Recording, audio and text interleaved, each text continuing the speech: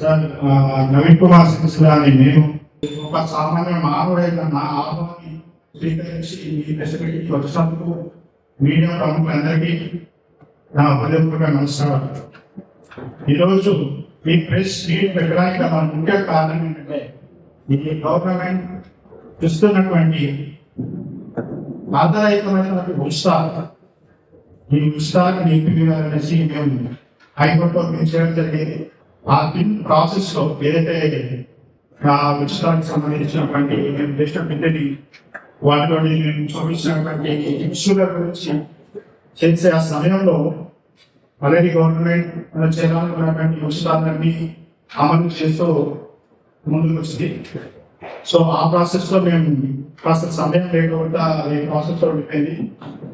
So కొనసాగుతూ ఉంది. ఇదే విషయాన్ని ఇక్కడ మన స్టేట్ తెలంగాణలో జరిగినటువంటి విధంగా దేశంలో జరిగే ఎన్నికల్లో కూడా ఉచితాల ఓటర్లు ప్రలోభాలు పడకూడదు, ఆ ఉచితాల ఆశలతో గుడ్డిగా ఓటేసి ఈ నాయకులను నిర్మించుకోవాలని సుప్రీంకోర్టులో కూడా దాఖలు జరిగింది. సుప్రీంకోర్టు కూడా ఉచితాలను ఏ మేనిఫెస్టోలో పెట్టకుండా మేనిఫెస్టో నుంచి మొత్తం ఉచితాలని అప్లై చేయాలని మనం సుప్రీంకోర్టులో దాఖలు చేయడం ఇది. మనం కేసీఆర్ సుప్రీంకోర్టు దాన్ని టేకప్ చేసి దాంట్లో విచారణ కొనసాగించాలని చెప్పడం నాకు చాలా సంతోషమైంది. కానీ అంతలోపే ఈ ఎన్నికల షెడ్యూల్ విడుదల అయిపోయింది. దాంట్లో మేము ఊహించిన ఈ ఏదైతే ఇంటికి సంబంధించిన రిజల్ట్ ఊహించామో అది ఎన్నికల్లో జరగలేకపోయింది. సో ఇది కనీసం ఇప్పుడు జరగబోయే లోక్సభ ఎన్నికల్లో దాని ప్రాముఖ్యత చాలా పోయింది.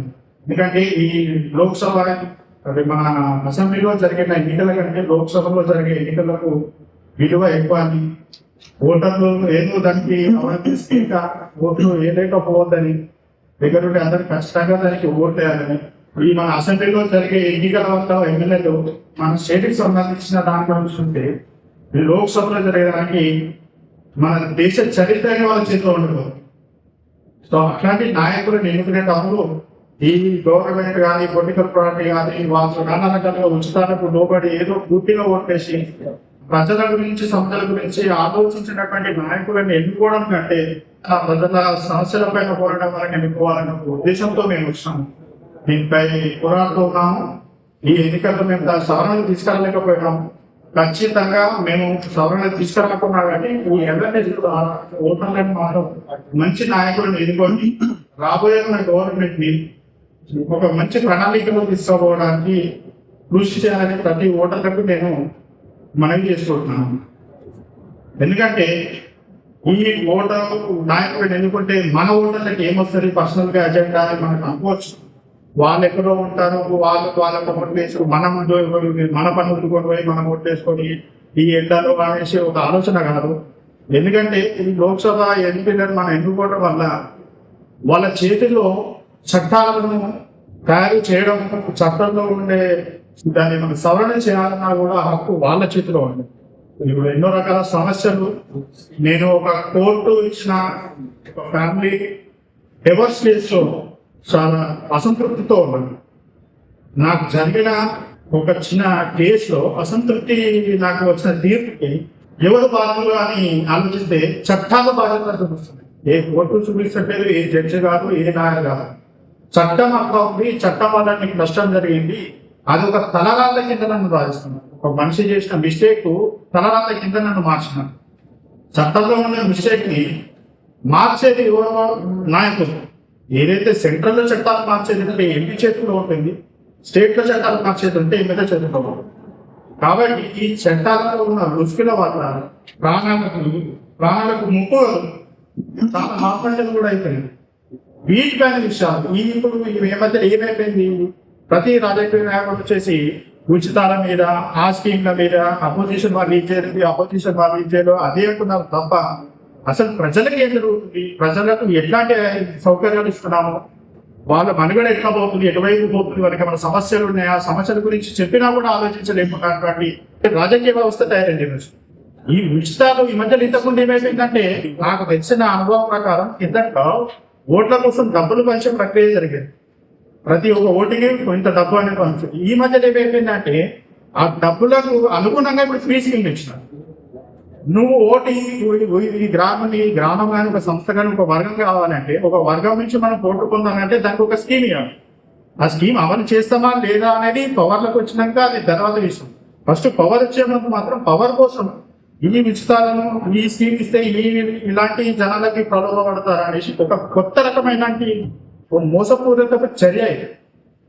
సో ఇట్లాంటి రాజకీయాలను మనము అక్సెప్ట్ చేసేదే లేదు. ప్రజలు కానీ, పౌరులు కానీ, ఓటర్లు కానీ ఇట్లాంటి వీళ్ళిచ్చే వాటికి ప్రలోభపడకుండా మనం సొంతగా ఆలోచించి మన మనుగడ మనం సాగిస్తుంటే దాంట్లో వీటి వల్ల మనకి ఇబ్బందులు కలగకుండా మా రాజకీయ నాయకుల వల్ల కానీ, ఈ ఏదైతే రాజకీయ నాయకులు కాకుండా మన గవర్నమెంట్ ఏదైతే మనం కాపాడుతుందో ఆ గవర్నమెంట్ వల్ల కానీ, గవర్నమెంట్ లో ఉన్న చట్టాల వల్ల కానీ మనకి ఇబ్బందులు కలగకుండా ఉండాలంటే ప్రజల సమస్యల గురించి ఆలోచించే నాయకుడిని ఎన్నుకోవాలి కానీ వాళ్ళ సొంత అవసరాల కోసం, సొంత ప్రయోజనాల కోసం ఆలోచించే నాయకుడిని మాత్రం ఎన్నుకోవద్దని నేను ఒక చిన్న మనవి చేస్తున్నానండి. ఎందుకంటే ఒక బాధితునిగా ఒక చట్టం వల్ల నేను దాదాపు మొత్తం సర్వం జీవితం అంతా కోల్పోయిన ఒక బాధితులుగా నేను ఈరోజు ముందుకు వచ్చినాను. ఈ విషయం మీకు తెలవాలి నేను ముందుకు వచ్చినాను.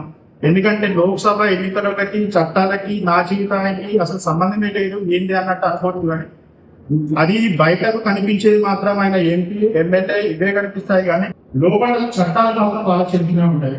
ఆ చట్టాలను మార్చాలన్నా, చట్టాలను చేయాలన్నా కూడా రాజకీయ నాయకులు చేతులు అంటే వాళ్ళకి ఐదాల ప్రకారం వాళ్ళ చేతిలో ఉంటుంది. కాబట్టి చట్టాలు దుర్వినియోగం అవుతున్నాయి.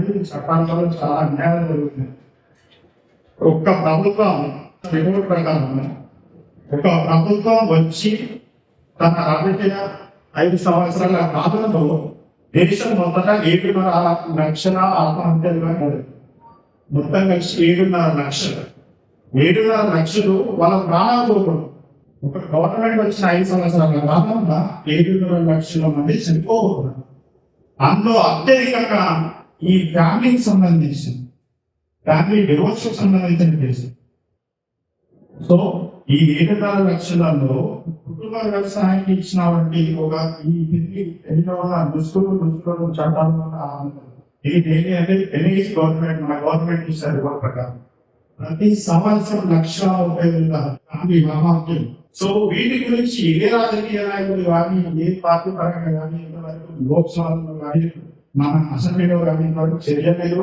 ఎందుకంటే ఈ వీటి గురించి ఆలోచించే మరి మనకు ఎందుకు ఆవేదన తెలుస్తుంది. జీవితాల పట్ల మాత్రం ఎందుకు అది చూపించుకొని వెళ్ళిపోతారు. సొంతగా ఒకటి వాళ్ళ రాజకీయం, వాళ్ళ అధికారాలు వాళ్ళు చూస్తున్నారు. కానీ ప్రజల యొక్క జీవితాల గురించి కూడా ఆలోచించాలి కదా. దాని గురించి ప్రధాన ఉద్దేశం పడే సార్ ఉచితాలను మేము అక్కడికి చేసాం సార్. ఉచితాలకు ఆత్మహత్యలకి ఉచితాలు ఆ ఉచితాలు పొందమంటారంటే 3 ఆ ఉచితాలు వైద్యం, విద్య, వ్యవసాయం. ఇది 3 ఆసరా పెన్షన్ సార్. ఆసరా పెన్షన్ ఉచిత పథకం అంటే నేను అనేది ఏంటంటే ఉచిత పథకం నేను అర్థాయితమంటే ఉచితాలు అర్థాయితమైన ఉచితం అంటే ఆఫీస్ సార్. అది అర్థాయితం. దానివల్ల యూజ్ లేదు. ఒక ఎలక్ట్రిసిటీ బిల్లు తీసిన దానివల్ల యూజ్ లేదు. నువ్వు వైద్యానికి ఇస్తే ఆరోగ్యంగా ఉంటుంది. విద్య విద్య ఇస్తే విద్య వల్ల భవిష్యత్తు బాగుంటుంది. వ్యవసాయం ఇస్తే వ్యవసాయం వల్ల పంట మనకు అందిస్తాం రైతులు. నేను అడిగితే ఆర్థదాయకం అంటే మొత్తం ఉచితాలంటే నేను ఆర్థదాయకమైన ఉచితాలను ఏంటంటే కేవలం ఓట్లను తీసుకోవడానికి చేసిన చర్య. కాబట్టి దయచేసి ఇలాంటి ఉచితాలు లేదని ఒక రాష్ట్రం కర్ణాటక నుంచి మొదలైనటువంటి ఉచితం మన తెలంగాణకు వచ్చింది.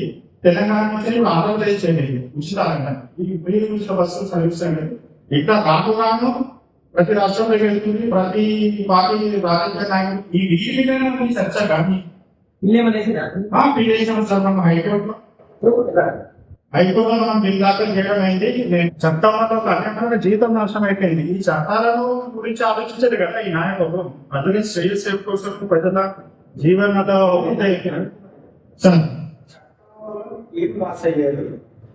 చట్టంలో పురుషులు నా జీవితాన్ని కోరుతున్నాను. ఒక సాంస్కృతిక సాంప్రదాయం ప్రకారం నేను వివాహం చేస్తున్నాను. ఆ వివాహాన్ని ఒక డమ్మీ వ్యక్తిగా అంటే వాళ్ళకి అవసరం దాన్ని వాడుకొని వదిలేశారు. ఒక పెళ్లి అయిన సంతని ఒక అమ్మాయి ఒక పోలీస్ సెక్రటరీ గవర్నమెంట్ పోలీస్ అబ్బాయి ఒక అమ్మాయి కలిసి వాళ్ళిద్దరు పెళ్లి నాటకంలో నన్ను కనిపిస్తాను.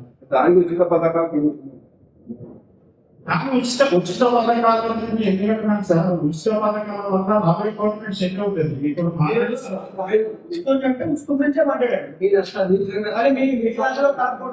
మీ నష్టాన్ని ఉచితానికి మీకు నష్టం జరిగిన మాట వాస్తవమే, దానికి ఉచితానికి సంబంధమే. ఉచితాల వల్ల మేము మాకు కావాల్సిన నాయకులు ఉండవు. ఈ ఉచితాలు ఓటర్లకైతే మేము మానిపేట్ చేయగలం. ఉచితాలు ఇచ్చినప్పుడు గుడ్డి వర్తిస్తారు. కానీ ఆ నాయకుడు చదువుకున్నాడా, జ్ఞానం ఉన్నాడా, జనం సేవ చేయగలుగుతాడా, జనాభా వాళ్ళు ఆలోచించగలుగుతారని ఆలోచన లేదు. వాళ్ళు వేస్తున్నారు వాళ్ళ స్వతంత్రం కోసం అలాంటి ఓట్లు జరగకూడదని, అలాంటి ఓట్లు ప్రభావం ఉచితం సార్. ఎలక్షన్ కమిషన్ మేమేం సార్ కంప్లీట్ చేస్తున్నాం అండి. ఎందుకంటే ఎలక్షన్ కమిషన్ ద్వారా కంప్లైంట్ చేస్తున్నాం. సార్ వాళ్ళు ఇష్టం ఎంత ఉండేది కానీ ఇష్టపడుతున్నది మెయిన్ బేసిక్ ఏంటంటే నాకు ఒక ప్రాబ్లం ఉంది, నాకు ఒక అన్యాయం జరిగింది. నేను పెళ్లి చేసుకున్నా, పెళ్లి విషయంలో అన్యాయం జరిగింది, మోసపోయాను, చీకటి కొట్టాను. దాని విషయంలో నేను కోర్టు దగ్గరికి వెళ్తే అది కోర్టు తప్పు లేదు, ఏ జడ్జి తప్పు లేదు, ఏ లాయర్ తప్పు లేదు అని చెప్పారు. మరి ఇంత అన్యాయం జరిగిన దానికి ఎవరు బాధ్యతలు? ఇలాంటి నేను పెద్దలు అడిగితే అది చట్టంలో ఉన్నటువంటి సిచ్యువేషన్ అర్థం కాబట్టి అది తలనగా దానికి ఎవరేం చేసేది లేదు. మరి ఈ చట్టాలలో ఇంత చూసుకోండి, ఇంత ప్రాణానికి వచ్చినప్పుడు మరి చట్టాలని ఈ చేసేది ఎవరో ఆలోచించేసరికి మన రాజకీయ నాయకులు చట్టాలను తయారు చేస్తారు కానీ చట్టాలలో సవరణ కానీ వాళ్ళ చేతిలో ఉంటుంది. కానీ ఏ జడ్జి చేతిలో కానీ ఏ దాని చేతిలో కానీ ఎవరి చేతిలో ఉండదు.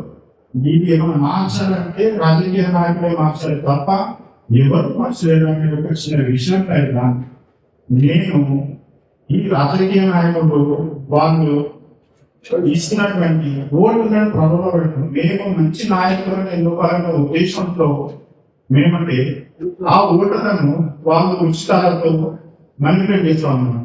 సో మేము ఎన్నుకోవాలనుకున్నటువంటి క్వాలిటీ అంటే మంచి నాయకత్వం గల నాయకులు ఎన్నుకునే విషయంలో మాకు ఉచితాలకు ప్రభావంలో పడి ఈ ప్రజలకు ప్రయోజనం చేయని నాయకులను ఎన్నుకోవాల్సి వస్తుంది.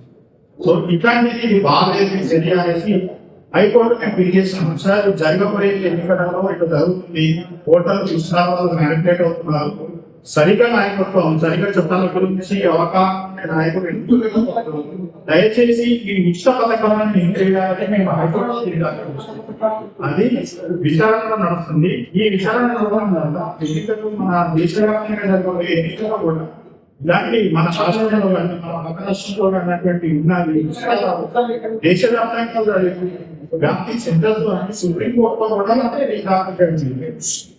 సో సుప్రీంకోర్టు దాఖలు చేసిన దానికి సుప్రీంకోర్టు చీఫ్ జస్టిస్ గారు దాన్ని టేకప్ చేసి విచారణ కొనసాగించడాన్ని ఆల్రెడీ దాన్ని ఇచ్చారు. దాని పరిణామం మేము అందులో ఊహించినటువంటి చట్టాలను ఆపే విషయాన్ని చేయలేకపోయినా కూడా ఈ ఓటర్ల ద్వారా కూడా తప్పకుండా మంచి నాయకుడిని ఎన్నుకోవాలి.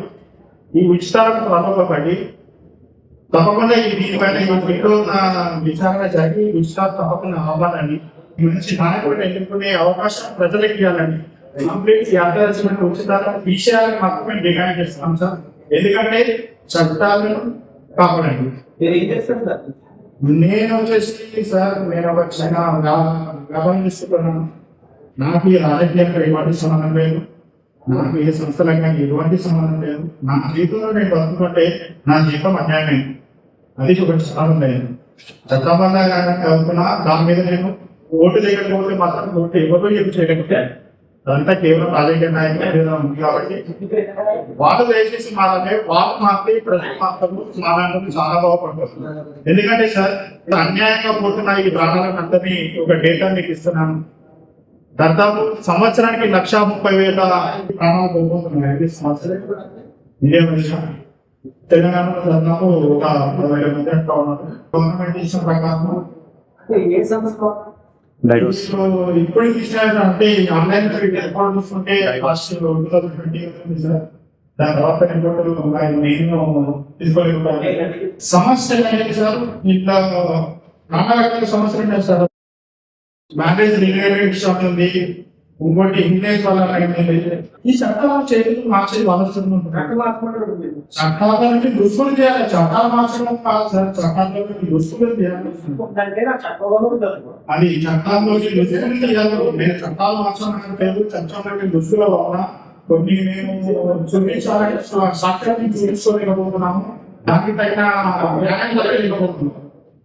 దానికి కోర్టు బాధ్యత వహించలేదు, జడ్జిలు కానీ లాయర్ కానీ ఎవరి బాధ్యత లేదు. చట్టంలో రుసుకులేని కేవలం రాజకీయ నాయకులే బాధ్యత కాబట్టి అది మాట్లాడాలని మాకు వచ్చిన మాట్లాడుతున్నాం. ఎందుకంటే ప్రజలకు మేము ప్రత్యక్షంగా వెళ్ళదలుచుకుండేది మన మీడియా ప్రముఖులు కాబట్టి నేను మిమ్మల్ని అప్రోచ్ చేయాను. ఇందులో నాకున్న అనుభవం ప్రకారం నాకున్న దగ్గర నష్టాన్ని మేము పెడుతున్నాం.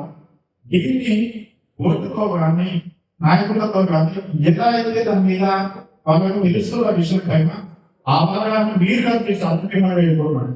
నాకు జరిగిన భూమిని మీకు అందించడం జరిగింది. దానిపైన గవర్నమెంట్ ఎలా స్పందించాలి దాని అందులో నిజంగా న్యాయం మీకు తెలిస్తే దానిపైన స్పందన తీసుకోవాలని నేను మీ దగ్గరికి వచ్చాను సార్. ఎందుకంటే ప్రజల రక్షణ ప్రజల పాలన మీరే భావిస్తారు కాబట్టి మీ దగ్గర నుంచి వెళ్ళి ఇంకా దానికి సంబంధించిన వాళ్ళని మీరు ఎలా చైతన్యపరుస్తారనేది నేను మీకు ఆ బాధ్యత మీకు అప్పచెప్తాను సార్. దానికి నేను అనేకగా మీకు నీతి వేస్తూ నేను అడుగుతాను. మీరు ఎక్కడికి ఎప్పుడు ఎలా పిలిచినా నాకు జరిగిన అన్యాయాలు కానీ చేసిన మాట కానీ నా వద్ద నేను కృషిగా మాట్లాడు సార్. సొసైటీ పరంగా జనాలు బాగుండాలని ఈ విషయాలు నా వల్ల ట్రీట్ చేస్తాను సార్. నాకు ప్రాసెస్ లో ఉంది, ఎన్నికల విచారణ జరుగుతుందా లేకపోతే సుప్రీంకోర్టు యాక్షన్ తీసుకుందని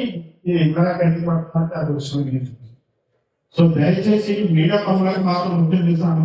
మా లాంటి ఎంతో మంది అమాయకులు నానా రకాలుగా ఇబ్బందులు పడుతున్నారు. ఆ ఇబ్బందుల నుంచి కాపాడాలని మీరు బాధ్యత వేయించాలని నేను కోరుకుంటున్నాను సార్. Thank you sir.